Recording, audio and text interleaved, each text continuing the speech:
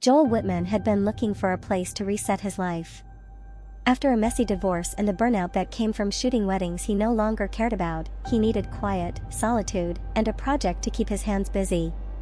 When he found the old Victorian house listed on a local Mobile, Alabama classifieds forum, it seemed perfect, huge, cheap, and only slightly weather-beaten. The house stood on the edge of a neglected block, where streetlights flickered like they were trying to blink away something they couldn't see. The paint had peeled off in long strips, and one shutter on the top floor hung by a single rusted hinge, swaying in the wind like a warning finger.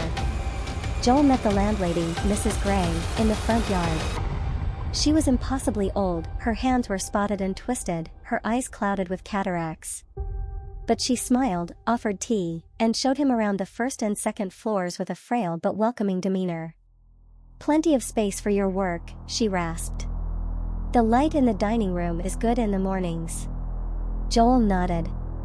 "What's upstairs?" he asked, pointing toward the narrow staircase that spiraled into shadow. Dust hung in the air like old breath. Mrs. Gray's expression changed.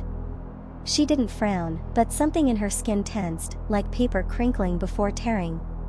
"Oh, that floor's condemned," she said softly. "You don't need to go up there. I've had it sealed for years." "Why?" "Water damage. Mold. Unsafe floorboards. Nothing to see. I've blocked the stairs, as you'll notice." And she had. A tall dresser, 2 chairs, and several sealed cardboard boxes were wedged against the staircase, effectively forming a crude barricade. A yellowing sign on the wall, printed in bold, uneven type, read, "Do not enter. 3rd floor sealed by owner. For your safety." Joel shrugged. He didn't care much about dusty attics. At least not yet. The first few nights were uneventful. Joel spent his time unpacking camera equipment, rearranging old furniture, and exploring the creaking halls of the house with a sense of half-hearted curiosity. The walls whispered with age, and the floors popped and groaned under his weight, but he chalked it all up to the character of a century-old home. On the 3rd night, at 2:43 a.m., he awoke to the sound of something heavy sliding above him. He lay still, heart picking up its pace. It wasn't the sound of pipes or settling wood, he'd grown used to those. This was deliberate. Someone, dragging weight across the floor. The sound scraped its way directly above his bedroom, across the ceiling, then stopped. He sat up, holding his breath. No wind outside. No cars on the street. The 3rd floor. But it was sealed. He got out of bed and tiptoed through the hallway. The moonlight from the window gave the wood floor a silver sheen, and the shadows of banisters stretched long and skeletal. As he approached the barricaded staircase, he felt it, cold. Sharp. Not from temperature, but from something else. A pressure. As if something behind the barricade was aware of him. He stood there for a full minute, straining to hear anything. Silence. Then, a soft tap on the other side of the door. Just once. Followed by nothing. Joel didn't sleep the rest of the night. By morning, he convinced himself it had been a dream. He busied himself with his camera, taking moody shots of the crumbling corners, the stained wallpaper, the cracked molding. The house had its own kind of decaying charm. But he couldn't stop thinking about that sound. That night, he stayed up, deliberately watching the hallway near the staircase, camera ready. At exactly 2:41 a.m., the first sound came again. Not sliding this time. Footsteps. Slow, deliberate, heavy. They moved back and forth above him. Joel could even picture where, directly over his room, then toward the center of the 3rd floor, then stopping. He rose and crept toward the blocked stairs. Something had changed. One of the boxes, a sealed cardboard one, was no longer part of the barricade. It had been moved aside. And there, in the dust, were prints. Not shoe prints. Bare feet. Small. Like a child's. Joel turned on the stairwell light. Nothing. He leaned closer and noticed the yellow warning sign had curled at the edges. It looked old, but now something was written on it, in fresh black ink, almost like finger smudges. "You looked." Joel staggered back. He called Mrs. Gray the next morning. She didn't pick up. He told himself he was being paranoid. Old houses make sounds. Maybe a raccoon had gotten in. Maybe the prints were his own from when he'd moved in. Maybe the box fell. But deep down, he knew. That night, he sat on his bed with his camera in hand, lens pointed at the staircase from his doorway. No noise yet. Midnight. 1 o'clock. At 2:38 a.m., a whisper drifted down the stairs. It was so faint he barely caught it. "Joel." He stared at the camera screen. A shadow moved past the stairs. His skin went ice cold. He dropped the camera, grabbed his phone, and called the police. When the operator asked what was wrong, all he could say was, "There's someone in the 3rd floor. But no one's supposed to be there." They arrived 20 minutes later. 2 officers checked the perimeter, then entered with Joel behind them. They examined the 1st and 2nd floors. All quiet. All still. When they reached the barricade, one officer raised an eyebrow. "Sir, this looks like it hasn't been touched in years." Joel shook his head. "No, that box, there were prints, there was a voice." The younger cop flashed a light across the barricade and stepped closer. There were no footprints. The boxes were back in place. The "You-looked" writing was gone. The sign was untouched, yellowed, curling. Joel felt sick. Was he hallucinating? The older cop looked at him carefully. "Are you on anything? Sleep meds? Antipsychotics?" Joel clenched his jaw. "No. Just, please. Open it. Just so I know I'm not crazy." The cops exchanged a glance. "We're not supposed to break private barriers," the older one said. "But, if it'll help you sleep." He began to pull the boxes aside. And the smell hit them. Rot. Damp. Like something long dead. The younger cop gagged and covered his nose. Jesus. When they removed the last chair and moved the dresser, they found the door. It was bolted shut with 7 nails across the edges. And carved into the wood, deep and ragged, were the words, "Don't let it out." The police didn't open the door that night. The older officer stood there a long time, one gloved hand tracing the deep scratches in the wood. The words "Don't let it out" weren't carved with a knife. They were gouged, like by fingernails. Like someone was inside, begging not to be freed.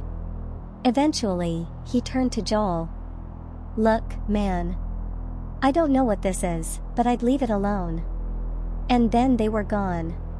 Joel sat on the stairs for almost an hour after they left. The smell of rot still hung in the air. The house had grown cold. And it was quiet. Too quiet. He slept downstairs that night, on the couch, with every light in the house on. In the morning, the barricade was back. He hadn't rebuilt it. Every box, every chair, exactly where it had been. Neatly stacked. Seamless. The only difference was the sign. Now it read, "Do not look at it." He didn't leave the house that day. Something told him that whatever was upstairs didn't want him gone, it wanted him there. Watching. Listening. Noticing. By evening, Joel had fully convinced himself he was cracking up. Lack of sleep, isolation, leftover trauma from the divorce. He picked up a bottle of bourbon from the kitchen, downed 2 glasses, and set up his camera on a tripod pointed at the stairwell. If he was going insane, he wanted proof. The house stayed quiet until 2:40 a.m. Then the lights flickered. Not off, just dim. Like something thick passed over the bulbs. The camera made a soft click. Motion detection. Joel stared at the screen. A figure moved in the hallway. Not walking. Just standing. At the base of the stairs. Head down. Arms limp. Pale. Hair matted across its face. Unmoving. Joel froze. He couldn't even scream. Couldn't breathe. The bourbon burned in his throat. He turned toward the hall. It was empty. He looked back at the screen. The figure was gone. The next morning, Joel checked the footage. At exactly 2:42 a.m., the video showed his empty hallway. And then, for a full 3 seconds, a shape blinked into frame. Like a stutter in the lens. A figure. Just visible long enough to be unmistakable. A woman. Standing upside down. On the ceiling. Facing him. Joel fell back from the screen. Something inside him broke loose. Every instinct told him to leave, to run, to never come back. Instead, trembling, he did the one thing he promised himself he wouldn't do. He pulled the dresser away from the door. He fetched a crowbar. He began prying the nails out. 1, 2, 3. Each time he pulled one free, the air in the stairwell grew colder. The silence deepened. The wood groaned like it didn't want to be touched. By the 7th nail, Joel's hands were shaking. He hesitated. And then... knock. From the other side. 3 slow knocks. Joel stumbled backward. He didn't mean to open the door, but the final nail was loose. Hanging by a splinter. The door creaked. Just an inch. Darkness behind it. No room, no floor. Just black. And breathing. Low, wet, hungry. Joel backed away. Then something tapped his shoulder. He screamed and spun. Nothing there. He turned back to the door. It was wide open. The door was open. Joel stared into the darkness of the 3rd floor. There were no windows. No walls. Just a vast, endless black, like the floor had been swallowed by something far older than wood and stone. And from that blackness, it crawled out. First came the hand, long, pale, with fingers too many and too thin. Then a shoulder. A head that shouldn't have fit through the frame. It didn't move like a person. It flowed, its body unraveling from the doorframe like wet cloth soaked in tar. Joel couldn't scream. Couldn't think. Couldn't even run. He watched as it emerged entirely, its face a blur of mouths, no eyes, just holes where sound spilled out. Whispers, laughter, weeping, Joel's own voice. It stood before him. Tall. Too tall. And then, it spoke. Not with words, but with memories. His memories. His divorce. The fights. The things he regretted. The things he wished he'd done. The guilt. The fear. It fed on them. It wore them. And then it smiled, or at least, something in its face twitched upward. It didn't touch Joel. It just walked past him. Down the stairs. He didn't follow. He sat there all night, trembling, until sunrise.